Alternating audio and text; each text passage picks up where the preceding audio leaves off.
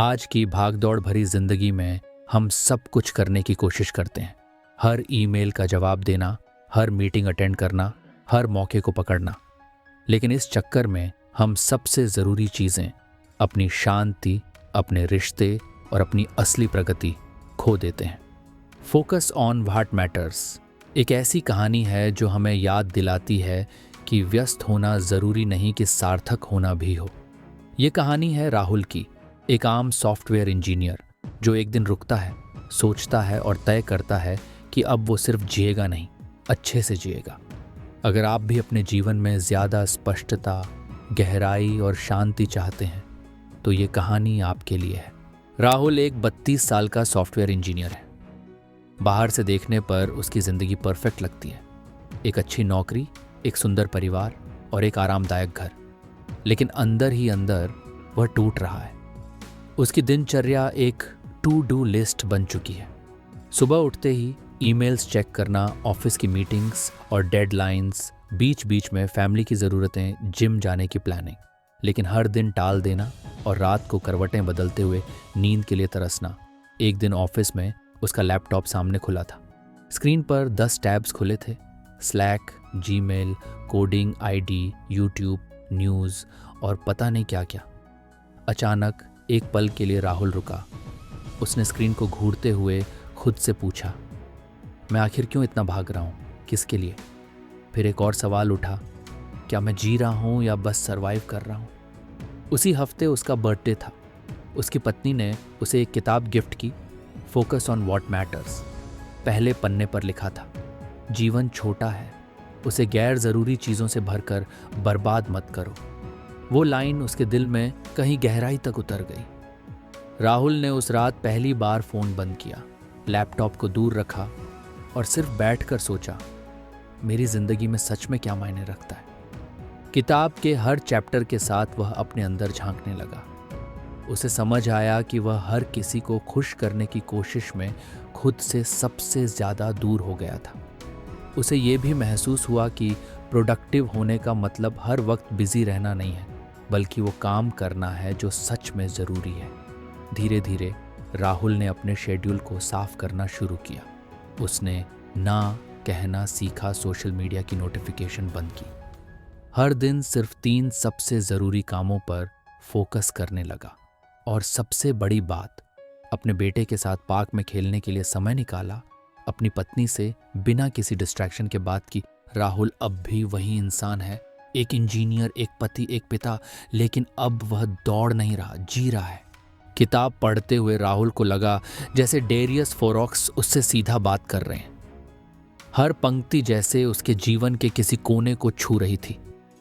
वह पहली बार सच में रुका और खुद से एक मुश्किल सवाल पूछा, अगर तुम्हारे पास सिर्फ 6 महीने जीने को बचे हों तो क्या तुम आज वही करोगे जो अभी कर रहे हो? इस सवाल ने राहुल की आंखें खोल दी। उसे एहसास हुआ कि वह हर दिन का 80% समय ऐसे कामों में बर्बाद कर रहा है जो न उसकी ग्रोथ में मदद करते हैं, न ही उसे खुश करते हैं। वो बिजी तो बहुत था पर प्रोडक्टिव नहीं। डेरियस की एक बात उसे दिल से लग गई, लाइफ में बहुत कुछ करना ज़रूरी नहीं, सही चीज़ें करना ज़रूरी है। राहुल ने उसी दिन एक नॉट टू डू लिस्ट बनाई, एक ऐसी लिस्ट जो उसे बेकार की आदतों से आज़ाद करने वाली थी। राहुल की नॉट टू डू लिस्ट, एक सुबह उठते ही ईमेल और सोशल मीडिया चेक करना बंद। अब दिन की शुरुआत खुद से होती है, दूसरों की डिमांड से नहीं। 2, बिना एजेंडा वाली मीटिंग्स में ना कहना, क्योंकि हर हाँ किसी ज़रूरी काम से ना होती है। 3, सोशल मीडिया पर रोज़ सिर्फ 20 मिनट टाइमर के साथ, स्क्रॉलिंग से अब कोई गोल नहीं निकलता। 4, हर ऑफर को तुरंत एक्सेप्ट करने से पहले 24 घंटे का रूल, ताकि वह सिर्फ वही काम करे जो उसके मिशन से जुड़ा हो।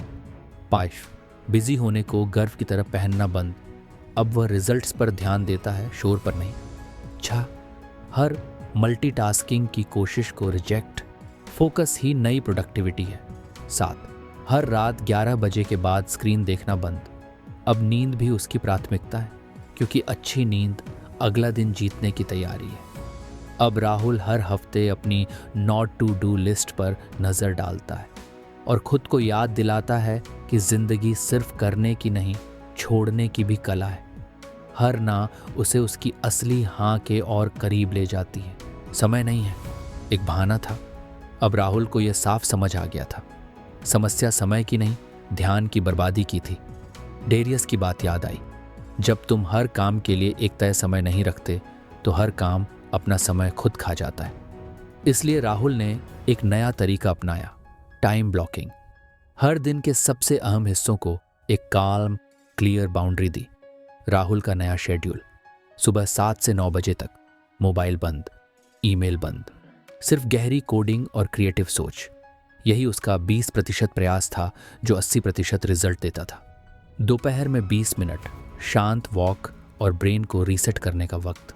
शाम 6 से 7 बजे फोन साइलेंट, लैपटॉप बंद, सिर्फ पत्नी और बच्चे के साथ अनडिवाइडेड अटेंशन, बिना डिस्ट्रैक्शन। रात 10 बजे अगले दिन की प्राथमिकताएं तय करना। सिर्फ एक हफ्ते में ही उसने फर्क महसूस किया। ऑफिस में एफिशिएंसी बढ़ी, कम समय में ज़्यादा आउटपुट, क्योंकि अब हर चीज़ के लिए एक फिक्स स्लॉट था। रिश्तों में गहराई आई। पत्नी ने पहली बार कहा, अब लग रहा है तुम वाकई घर पर हो। बच्चा हर शाम पापा का इंतज़ार करने लगा। तनाव घटा, नींद सुधरी, क्योंकि दिन का हर घंटा बेतरतीब नहीं था, बल्कि एक सोच समझकर चुना गया निवेश बन चुका था। राहुल को अब यह समझ आ गया, टाइम ब्लॉकिंग सिर्फ शेड्यूलिंग नहीं है, ये अपने समय को इज्जत देना है। अब हर दिन उसके लिए एक शांति भरा प्रोजेक्ट है, जहां वह तय करता है कि उसकी ऊर्जा कहां जाएगी और क्या छूटेगा। एक दिन ऑफिस में अचानक उसका बॉस आया और कहा, राहुल, ये नया प्रोजेक्ट आया है, थोड़ा टफ है, लेकिन मैं चाहता हूं कि तुम संभालो। पुराना राहुल शायद बिना सोचे हाँ कह देता, क्योंकि ना कहने का डर था। डर कि कहीं बॉस नाराज ना हो जाए, डर कि कहीं ये मौका हाथ से ना निकल जाए, डर कि लोग सोचें राहुल मेहनती नहीं है। लेकिन अब राहुल बदल चुका था। वह जानता था कि हर नई जिम्मेदारी को लेना काम करना नहीं होता, बल्कि कई बार यह ज़रूरी काम से भटकना होता है। उसने गहरी सांस ली और साहस के साथ कहा, सर, मैं इस वक्त कुछ ऐसे टास्क्स पर काम कर रहा हूं जो कंपनी और मेरी ग्रोथ दोनों के लिए लॉन्ग टर्म में ज़्यादा ज़रूरी हैं। अगर मैं इस नए प्रोजेक्ट को लूँगा तो मेरी फोकस डिलीवरी पर असर पड़ेगा। इस बार मैं ना कह रहा हूँ ताकि मैं बाकी चीज़ों में बेहतर हाँ दे सकूँ। बॉस कुछ पल चुप रहा। राहुल को लगा शायद अब झाड़ पड़ेगी, लेकिन जो हुआ उसने उसे चौंका दिया। बॉस मुस्कुराया और बोला, राहुल, ये वही क्लैरिटी है जो हम लीडर्स में देखना चाहते हैं। तुम्हारा फोकस देखकर अच्छा लगा।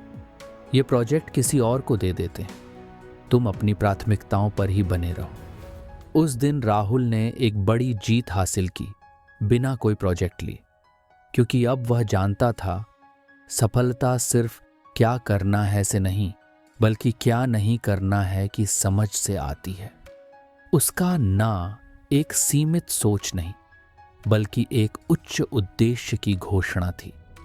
अब वह भीड़ में भटकने वाला नहीं, बल्कि दिशा में चलने वाला इंसान बन चुका था। 6 महीने बीत चुके थे, लेकिन राहुल को लगता था जैसे उसने एक नई जिंदगी जीनी शुरू की है। अब वह वही इंसान था, पर उसकी सोच, आदतें और प्राथमिकताएं सब बदल चुके थे। 6 महीने बाद राहुल एक प्रमोशन पाया, क्योंकि अब वह हर काम करने वाला एम्प्लॉय नहीं, बल्कि स्मार्टली सेलेक्टिव और फोकस्ड लीडर बन चुका था।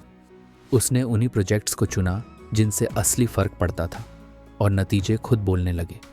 बॉस ने कहा, तुम सिर्फ काम नहीं करते, सोचते भी हो, यही हमें चाहिए। 2 वीकेंड पर पेंटिंग क्लास ज्वाइन की। वही पेंटिंग जो कॉलेज के बाद कहीं पीछे छूट गई थी। पहले हमेशा कहता था टाइम नहीं है, अब कहता है जो ज़रूरी है उसके लिए टाइम बनता है। हर संडे ब्रश और रंगों से खेलते हुए उसे लगता जैसे वो फिर से राहुल बन गया है, वो जो कभी सिर्फ ऑफिस के रोल से परे था। 3 अपने बच्चे को सीने से लगाकर कहता है, पापा अब फ़ोन में नहीं, तेरे साथ हैं। पहले हर शाम वो हाथ में मोबाइल और आंखों में थकान लेकर घर आता था। अब शामें उसके लिए सिर्फ एक मीटिंग नहीं, सबसे कीमती रिश्ता निभाने का वक्त बन चुकी थी। बेटे की आंखों में चमक थी, क्योंकि अब पापा उसकी कहानियां सुनते हैं, सिर्फ ईमेल नहीं। राहुल की लाइफ अब उसी की बन चुकी थी, डिमांड्स की नहीं, चॉइसेस की। उसने जाना, जीवन को बेहतर बनाने के लिए कभी कभी दुनिया को धीमा करना पड़ता है और खुद से जुड़ना पड़ता है। ये कहानी सिर्फ राहुल की नहीं है, ये उन सभी की है जो अपनी ज़िंदगी में खोए हुए हैं, व्यस्त हैं, लेकिन संतुष्ट नहीं। राहुल की जर्नी हमें एक ज़रूरी सबक सिखाती है। फोकस कोई जादुई गोली नहीं है, ये चुनाव करने का साहस है। 3 सबसे बड़े सबक जो ये कहानी देती है। 8, काटने का साहस रखो। हारना डर की नहीं, समझ की निशानी होती है। हर बार जब तुम एक गैर ज़रूरी मीटिंग, स्क्रॉलिंग या व्यर्थ बातचीत को मना करते हो, तब तुम अपने असली लक्ष्यों के और करीब जाते हो। ना कहना दरअसल अपने सबसे बड़े हाँ की रक्षा करना है। 2, भरोसा रखो। 20% प्रयास ही जीवन बदलते हैं।